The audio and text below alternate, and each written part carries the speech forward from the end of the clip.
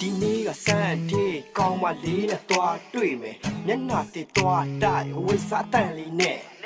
အဆောင်ကနေလမ်းထိပ်ထွက်53ထိုင်ဆောင်